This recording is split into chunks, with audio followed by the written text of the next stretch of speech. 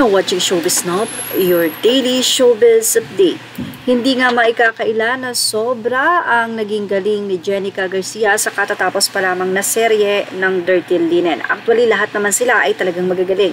Lalo na nga ang naging love team up nila ni Christian Bables na kung saan marami ang mga netizen na nananawagan na sana nga daw ay magkasama sina Jenica at Christian sa isang serye na sila lamang dalawa at maituloy ang naunsyaming pag-iibigan nga daw ng dalawang ito. Pero alam naman natin sa pagtatapos ng Dirty Linen ay nagkatuluyan din sila.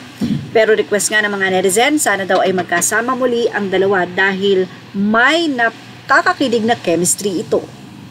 Samantala, kamakailan lamang ay nag-update si Jenica Garcia hinggil sa relasyon nila ng kanyang strange husband na si Alvin Autinco na alam naman nating nabalitaan na binigyan niya ng second chance.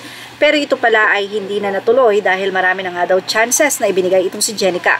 Ayon sa kanya ay inaayos na daw ang annulment nila ng kasal nilang dalawa. Inaman ni Dirty Linen star Jenica Garcia na hiwalay na talaga sila ng strange husband na si Alvin Autinco at umaandar na rin daw ang proseso ng kanilang annulment. Definitely, we are already separated. Yan ang naging say ni Jenica sa naging panayam sa kanya ng ABS-CBN News habang siya ay nasa isang event. And then we are working on in our annulment. Yan ang paglilinaw ni Jenica. Nilinaw rin ni Jenica na walang romantic relationship na nabubuo sa kanilang dalawa ng co-star niyang si Dirty Linen na si Christian Bables. Walang ganon, wala. Siguro effective lang po talaga yung pagkakasulat ng writers namin sa Dirty Linen. Kung may pagmamahal man daw siyang nararamdaman kay Christian, ito ay ang pagmamahal na kagaya ng isang brother o kapatid na lalaki. Kaugnay pa ng panayam, sinabi ni Jenica na malaki ang naging impact at nagawa ng role niya bilang Lala sa DL dahil nakilala raw siya bilang ganap na aktres.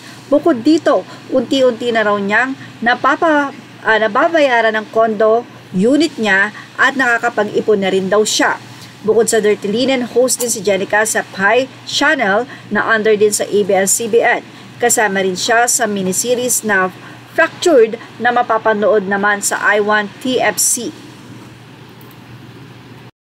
Anyway, kahit pa nga sinabi ni Jenica na kapatid lamang ang tingin nito kay Christian Bables, marami pa rin mga netizen ang umaasa na sana nga daw ay magkatuluyan ang dalawa.